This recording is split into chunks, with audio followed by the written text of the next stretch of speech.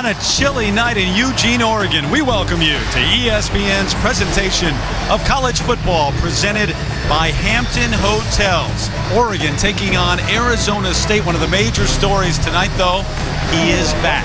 LeGarrette Blount, suspended since the Boise State game back on September 3rd in the incident that took place after that game. So he's been out for 8 games. He has been practicing with the team. He's been reinstated this past week. He's in uniform tonight and is available for the Pac-10 leading Oregon Ducks. Hi, everybody. Glad to have you with us here in Eugene. Terry Gannon along with David Norrie. So Blount sits out 8 games. The Oregon Ducks are atop the Pac-10 standings now with only 1 loss. He comes back. What does that mean for Oregon? Well, I think for head coach Chip Kelly, there's only one focal point, and that is getting his team into the Rose Bowl on New Year's Day. And remember, they have a tailback in LaMichael James that's on pace to go over 1,500 yards. They have one of the best backup tailbacks in the Pac-10 in Kenyon Barner. That being said, LeGarrette Blount went over 1,000 yards a year ago, and he is a dynamic, big, physical back. I wouldn't be surprised to see him get some quality touches tonight at the running back position. Although you talk to Chip Kelly, he says, we don't have a special package for LeGarrette Blount. We'll play it by ear, see how it goes, and we don't know how many carries he'll get tonight. Shelley Smith is also with us. She's down on the field. And Shelley, this has been a lengthy, difficult process for Blount to get back to this point. It has, and I spoke with Oregon Life Skills Director James Harris, who has met with Blount every single day since the suspension. He said Blount has done everything they've asked him to and more. He said Blount was relieved to be reinstated to the team, but he cautioned. He said our job is not to reinstate him. That was not our goal. Our goal is to rehabilitate him. It's an ongoing process.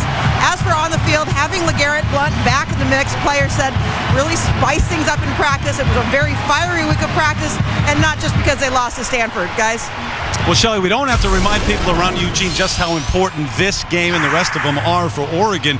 They lead the conference, and now, remember, Stanford beat up on USC in the Coliseum this afternoon, and moments ago, Arizona, which had 1 loss, they just fell to Cal. So the Ducks atop the standings all by themselves, and here they come in a raucous, loud Autzen Stadium as usual.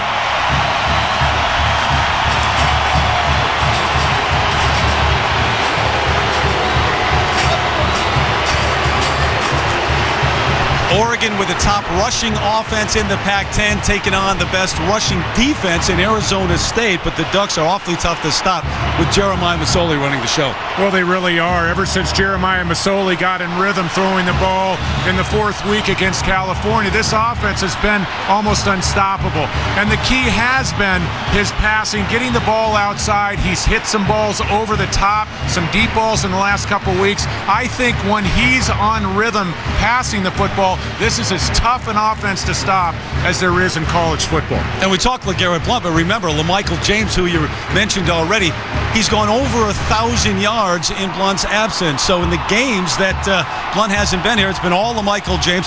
No freshman in the history of Oregon football has rushed for over 1,000 yards until LaMichael James. Oregon, Arizona State, coming up next from Autzen. 39 degrees but dry here in Eugene, Oregon as we approach the kickoff between Arizona State and number 13 Oregon. Terry Gannon back with David Norrie, and you've got a freshman as the starter at quarterback for Arizona State, Brock Osweiler, because Danny Sullivan out with a bicep injury. Oh, here's your prize, your first start at Autzen Stadium, huh? Yeah, I can't imagine getting my first start as a 3rd or 4th year quarterback at Autzen Stadium. A tall task, really a baptism by fire for Brock Osweiler. And, you know, it's going to be a struggle for him to get acclimated early. The noise, I think we're going to see a silent count where he's not having to call signals up at the line of scrimmage. Very interesting to see how a young kid reacts just 5 or 6 months out of the lunch line in high school. Arizona State won the toss. They elect to receive. So back deep, Jamal Miles along with Keelan Johnson. And it's Rob Beard who will get us underway in Eugene. Miles from his own 14, hit, spin, still up. And finally brought down out at the 22-yard line. So if you're Dennis Erickson, you've been in this spot before. You've got a young quarterback, Osweiler, getting the start. How do you protect him? Well, you want to develop a running game, obviously. Take some heat off. play action on obvious rundowns, first and second down. That way you can create some more room in the pocket. You want to move the pocket and change some launch points so you don't allow that pressure defense, the pressure package of Nick Aliotti to zone in on you. And then finally identify the pressure, get jersey on jersey and pass protection. Don't be afraid to punt the ball away and play to your defense. One of the best in the country. Going to throw it on first down. Complete. Terry Taylor the catch, but he's dropped right there at the line of scrimmage for no gain. Check out our impact players for Arizona State, starting with Dimitri Nance, who's been banged up, but he's better now. He's healthy. Now he's an experienced back, and without Dimitri Nance, you have 2 true freshmen in the backfield, and Osweiler and Cameron Marshall. So he's important. Chris McGahey, one of the more prolific pass catchers in the country. And then Vontaze Burfict, a middle linebacker who originally committed to USC. He is as talented a defensive player as you'll see across the country in college football. 2nd and 10. Osweiler's going to throw again. Throws to Nance, who is just pounded right at the line of scrimmage and drilled out of bounds. Javis Lewis, the sophomore from Tustin, California, and he will hit you. We talked to Nick Aliotti, the defensive coordinator for Oregon, yesterday, and he was so pained. He said, hey, you know, we got away from what we do best last week against Stanford. The Cardinal put 51 points up against this Oregon defense, and Nick Aliotti said, we got away from our zone blitzing packages that we've had so much success with this year. He wants to get right back to it tonight, especially against a true freshman at quarterback. 3 receivers set on 3rd and 10, but they blow the whistle. They have an issue with the clock right now. You surprised they've come out throwing first 2 plays? Well, again, we talked about it. Protecting a young quarterback. The best way to create some comfort for him is to pass on obvious rundown. Please set the game clock to 13 minutes, 56 seconds. You really want to keep him out of 2nd and long, 3rd and long situations where Oregon can start turning loose the blitz, and then all of a sudden turnovers can become a factor. You don't want to get the crowd into it early here at Autzen. Dennis Erickson, 21 years as a head coach, couple of national titles while at Miami, now back in the Pac-10. Osweiler with this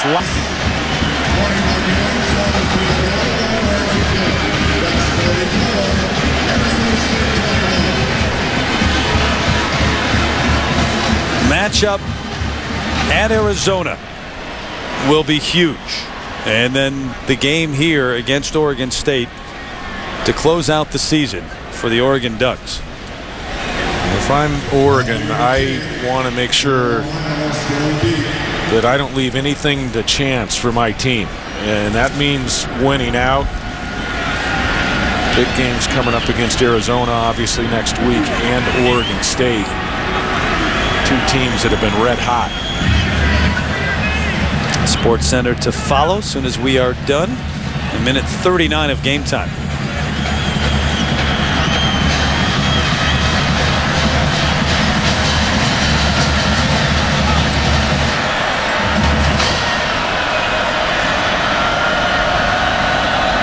So Rob Beard on to kick it away. Jamal Miles from his own 12. Dances outside, brought down out the 27-yard line.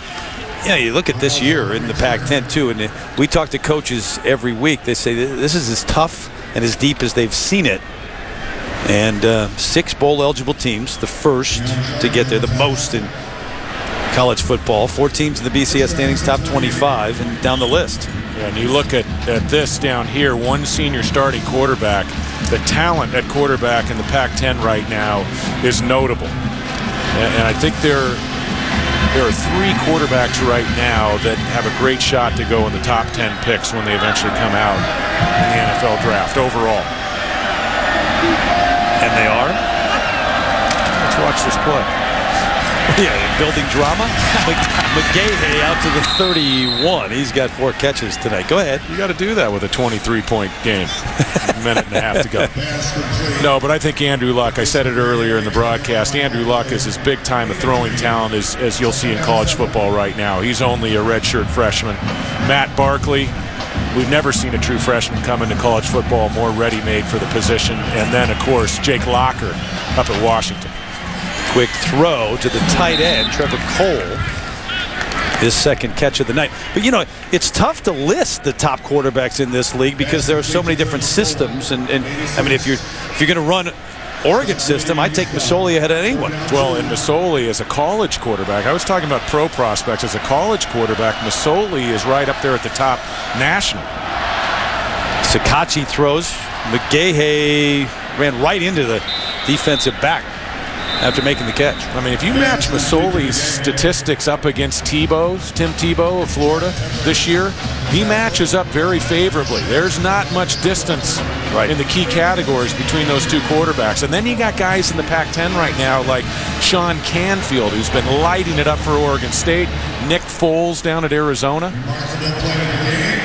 I haven't seen a quarterback situation like this in the Pac-10 in a long time. And they can all make it happen.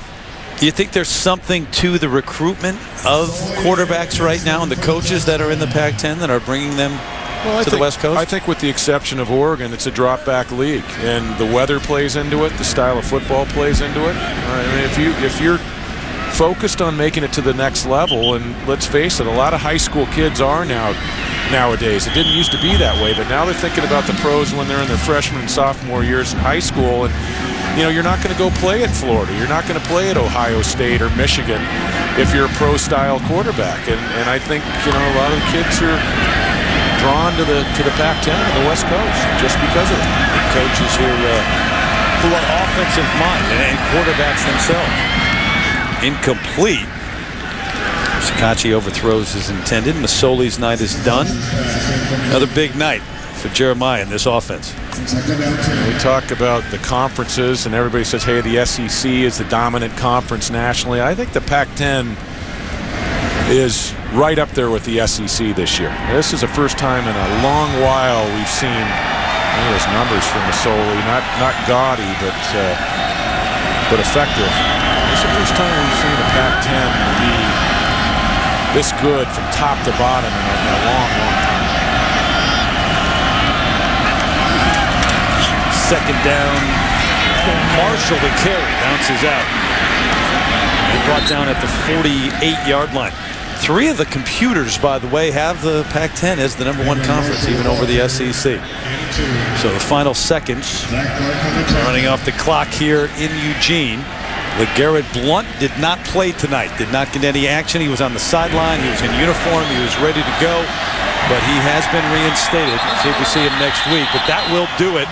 Oregon, the number 13 team in the nation, should move up 44-21 over Arizona State. Pretty impressive, David. Very impressive. And I think teams down the stretch, if you're going to beat Oregon, you're going to either need turnovers or you're going to have to outscore the Ducks like Stanford did a week ago. This is one of the top teams in the country, and Jeremiah Masoli continues to make it happen. 44-21. This has been a presentation of ESPN, the worldwide leader in sports.